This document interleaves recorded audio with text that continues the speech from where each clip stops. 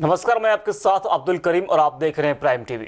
दुनिया भर में तेजी से बढ़ रहे कोरोना वायरस के संक्रमण को कम करने के लिए वैज्ञानिक दिन रात कोरोना वैक्सीन या नई तरह की किट तैयार करने में लगे हुए हैं। कोरोना की इस जंग में अब भारतीय वैज्ञानिकों को बड़ी सफलता हाथ लगी है। भारतीय वैज्ञानिकों ने एक पेपर बेस्ड टेस्ट स्ट्रिप तैयार की है जो कोविड-19 का पता लगा सकती है। इस टेस्ट किट को फेलुदा नाम दिया गया है। बता दें कि इस किट को फेलुदा का नाम बांग्ला फिल्मकार सत्यजीत रे की फिल्म से लिया गया है।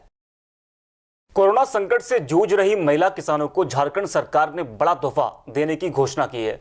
वर्ल्ड बैंक से मिले फंड के बाद ग्रामीण विकास विभाग ने इन महिला किसानों को सहायता राशि देने की तैयारी शुरू कर दी है।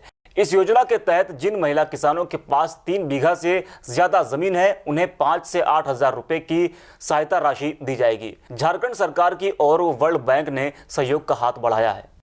केजरीवाल सरकार 45 से भी ज्यादा दिनों से बंद बाजार को जल्द खोल सकती है। राष्ट्रीय राजधानी की इकोनॉमी को पटरी पर लाने के लिए इस तरह का निर्णय लिया जा सकता है। इस संबंध में दिल्ली के सभी जिलों के डीएम ने अपने इलाकों के प्रमुख बिजनेसमैन से इस पर सुझाव मांगे थे। आपको बता दें कि पिछले 3 दिनों से दिल्ली सरकार के सीनियर अफसर और मुख्य सचिव के बीच इस मुद्दे पर बैठक हो रही है। महाराष्ट्र सरकार ने मंगलवार को शराब की होम डिलीवरी को मंजूरी दे दी है। सरकार ने इसके लिए ई टोकन जैसी शर्तें भी रखी है।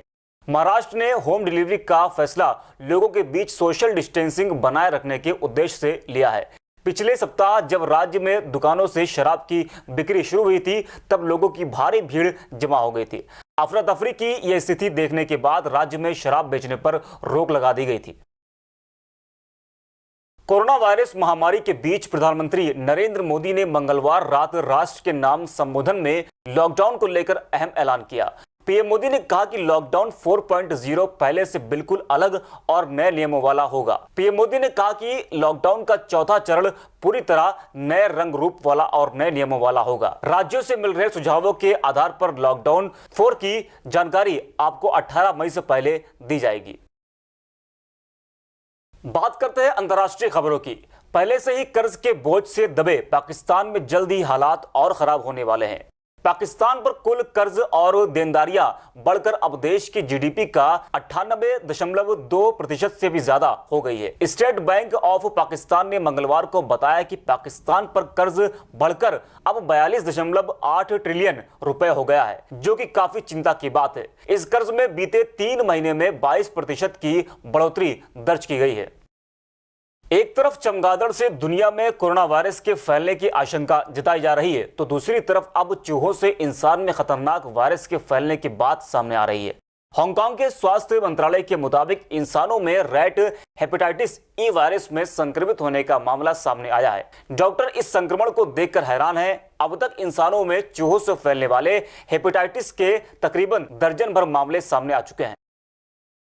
कोविड-19 की महामारी के बीच चीन मौके पर गलत तरीके से फायदा उठाने में लगा है। वो भारत को घेरने के लिए बहुत तेजी से हिंद महासागर में एक कृत्रिम द्वीप का निर्माण करने में लगा है।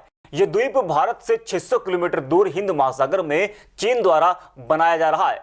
इस पर उसने तेजी से काम भी शुरू कर दिया है। माना जा रहा है कि चीन जल्द ही यहां अपनी गतिविधियां शुरू कर देगा। अगर ऐसा हुआ तो यह भारत के लिए बहुत दिक्कत वाली बात होगी। इससे भारत पर खतरा बढ़ जाएगा।